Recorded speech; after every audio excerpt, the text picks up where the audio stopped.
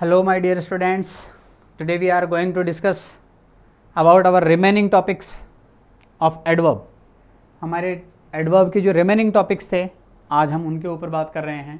जो kinds of adverb की हम बात कर रहे थे, हमने देखे स्टूडेंट्स बात की थी हमने manner की, adverbs of manner इसकी बात की थी, place की बात की थी, time की बात की थी, adverb of time. अब today we are going to discuss on adverb of reason, adverb of degree and adverb of frequency. Is that clear? तो आज हम बात करते हैं, देखिए स्टूडेंट्स, ये देखिए एडवर्ब ऑफ रीजन. तो एडवर्ब ऑफ रीजन जो है कारण बताने वाला. देखिए हमने बात की थी एम पी टी और आर. एम मीन्स मैनर बताता है, एम, और वो हाउ से हाउ रिप्रेजेंट करता है उसको. ऐसे ही पी प्लस टी टाइम और आर रीजन. तो ये वाई से बताया जाएगा. वाई का जो रिप्लाई होगा वो होगा क्या? Adverb of reason. और एडवर्ब ऑफ रीजन को एडवर्ब ऑफ पर्पज भी कहा जाता है. Adverb of purpose. Is that clear? तो देखिए इसमें क्या होता है, देयरफॉर. देयरफॉर मीन्स इसलिए. देयरफॉर मीन्स इसलिए. सो मीन्स भी इसलिए. देखिए डिफरेंस क्या है, ये फॉर्मल इंग्लिश में यूज होता है, ये इनफॉर्मल में यूज होता है. ओके, ये फॉर्मल में यूज होता है और ये इनफॉर्मल में यूज होता है. ओके, हैंस है, दस है, बिकॉज है, सो दैट है. सो दैट, देखिए सो दैट है ना, पर्पज को शो करता है. पर्पज उद्देश्य बताता है. सो दैट है. इन ऑर्डर टू है, ऑविंग टू, ये सब कारण के लिए आते हैं. ड्यू टू, ये भी रीजन के लिए आता है. सिंस वैसे आता समय के लिए है, लेकिन सिंस का एक और यूज है जो आता है किसके लिए? रीजन बताने के लिए. जब रीजन नॉन हो, जब कारण है ना सबके सामने रिवील हो, सबको पता हो कारण, तो हम यूज करेंगे किसका? सिंस का. बिकॉज ऑफ के कारण. तो ये जो है ना, ये सब रीजन को बताने वाले एडवर्ब्स होते हैं. हम एग्जाम्पल के ऊपर टेकअप करते हैं. दस दे फुलफिल्ड देयर ड्यूटी. और इस तरह से उन्होंने अपनी ड्यूटी को फुलफिल किया, उन्होंने अपने कर्तव्य का निर्वहन किया, उन्होंने अपने कर्तव्य को पूरा किया. Is that clear? Since I was hungry I ate whatever I found. Since I was hungry I ate whatever I found. जो भी मुझे मिला मैं खा गया. क्यों? सिंस आई वॉज हंग्री, क्योंकि मैं क्या था? भूखा था. ठीक है, तो रीजन जो है ये नॉन है, तो सिंस का यूज होता है. Is that clear? Work hard so that. देखिए सो दैट, हम यहां पर बात कर रहे हैं सो दैट उद्देश्य या पर्पज को बताता है. ओके, सो दैट, ताकि यू मे गेट पास, तुम पास हो सको. Work hard so that you may gate pass. Okay, that. Next हम बात करेंगे adverb of frequency. Adverb of frequency क्या होता है? देखिए फ्रीक्वेंसी होता है कार्य का एक से अधिक बार होना, आवृत्ति में होना, बार बार होना, एक सर्टेन टाइम पीरियड के बाद में होना, एक निश्चित समय अवधि के बाद में होना. निश्चित का मतलब निश्चित अनिश्चित जो भी है, एक समय के बाद में, कुछ अंतराल के बाद में. ऑफन, अक्सर, तुम अक्सर देरी से आते हो, वह अक्सर झूठ बोलता रहता है. Is that clear? यूजुअली, सामान्य रूप से, अधिकतर. ओके, एवर नेवर, ये एक दूसरे के अपोजिट है. नेवर कभी नहीं, एवर कभी कभार, कभी. वीकली साप्ताहिक या हर सप्ताह पे. ईयरली हम कह सकते हैं, मंथली हम कह सकते हैं, क्वार्टरली. ओके, हम कह सकते हैं हाफ ईयरली. तो ये सब क्या है? फ्रीक्वेंसी को बता रहा है. Frequency, half yearly examination. By the way, half yearly examination का मतलब क्या हो? हर हाफ ईयर के बाद में वो कंडक्ट किए जाएंगे, हाफ ईयरली. समटाइम्स, कभी कभी, ना कि रोज, डेली नहीं, कभी कभी.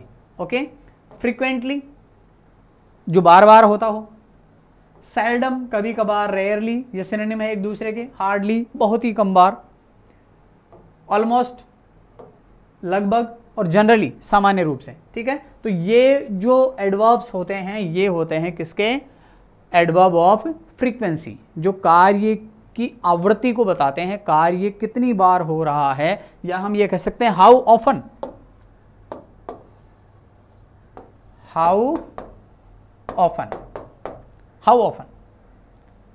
ये हाउ ऑफन को बताता है. Is that clear? We can see the examples. She often comes late. तो देखिए फ्रीक्वेंसी को बताने वाले जो एडवर्ब्स होते हैं ना, मोस्टली मेन वर्ब के पहले प्लेस करते हैं मोस्टली। देखिए मेन वर्ब्स कम के पहले ऑफन, मेन वर्ब बिलीव के पहले हार्डली, टेल्स के पहले नेवर। तो जो फ्रीक्वेंसी को बताने वाले वर्ड हैं मोस्टली क्या होता है, मेन वर्ब के पहले प्लेस करते हैं, पहले रखे जाते हैं। Is that clear? Hardly believes in ghost, I never tells a, he never tells a lie, वह कभी झूठ नहीं बोलता है। Is that clear? ये हुए आपके एडवर्ब ऑफ फ्रीक्वेंसी। अब हम बात करते हैं, देखिए adverb of degree. Adverb of degree certainly निश्चित रूप से, श्योरली निश्चित रूप से, ऑब्वियसली स्पष्टतया, ओके, अनडाउटली निसंदेह, इसमें कोई संदेह नहीं है, सिंपली साधारण रूप से। Is that clear? सो बहुत ज़्यादा, हम इसको एडवर्ब ऑफ क्वांटिटी भी बोलते हैं कई बार, एडवर्ब ऑफ क्वांटिटी भी इसको बोला जाता है कभी। नियरली लगभग, इनफ पर्याप्त। Is that clear? देखिए श्योरली ही वॉज एब्सेंट, निश्चित रूप से वह क्या था, एब्सेंट था। Is that clear? Surely. It was too dark to see clearly, देखिए टू है ना, इंटेंसिटी को दिखाता है, too reveals negative meaning, too जो है टू, देखिए सबसे पहली बात यह है कि यह जो है टू, ये होता है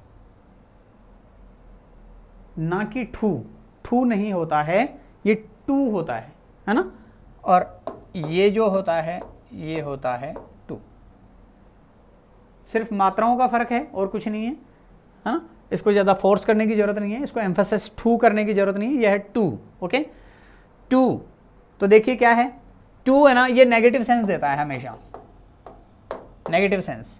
टू मच, जब टू मच का यूज करते हैं तो इसका मतलब है इंटेंसिटी इतनी ज़्यादा है, तीव्रता इतनी ज़्यादा है, वो काम इतना ज़्यादा है, जैसे कई बार कहते हैं I miss you too much, I miss you too much. तो टू मच का मतलब है इतना ज़्यादा, दैट इज़ नॉट राइट, जो ठीक नहीं है, इतना ज़्यादा। Is that clear? Too, okay. It was too dark to see clearly, देखिए इसमें भी नेगेटिव मीनिंग छिपा हुआ है। किस तरह से? इट वॉज टू डार्क, अगर इसको हम रिवील करके देखेंगे, इसको डिस्क्लोज करेंगे, इस सेंटेंस को अगर दो टुकड़े करके इसको हम बनाएंगे तो ये रिवील होकर के किस तरह से आएगा, it was very dark, we can not see, या I can not see clearly, okay, या I could not see clearly, कि इतना अंधेरा था कि मैं स्पष्ट रूप से देख नहीं पाया। Is that clear? या मैं क्लियरली नहीं देख पाया, टू डार्क, इतना था, तो इसमें नोट इसके अंदर छिपा हुआ है। Is that correct? I am tired enough, मैं पर्याप्त रूप से थक चुका हूं, मैं, इसका मतलब मैं बहुत थक चुका हूं। Is that okay? तो ये जो हैं ये वर्ड हैं आपके, किसको दिखाते हैं, ये एडवर्ब ऑफ डिग्री को दिखाते हैं। तो देखिए स्टूडेंट्स, ये थे आपके एडवर्ब ऑफ रीजन, जो वाई का रिप्लाई होता है, एक है आपका एडवर्ब ऑफ फ्रीक्वेंसी, जो हाउ ओपन को शो करता है, कार्य कितनी बार हुआ है, किस आवृत्ति में हुआ है, और एडवर्ब ऑफ डिग्री है लास्ट वाला, जो जिसे आप एडवर्ब ऑफ क्वांटिटी या क्वालिटी और क्वांटिटी दोनों, एडवर्ब ऑफ क्वालिटी या फिर क्वांटिटी को शो करता है। तो ये थे आपके एडवर्ब्स। Is that clear? ठीक है स्टूडेंट्स, आगे क्लास में फिर मिलते हैं, तब तक के लिए जय हिंद।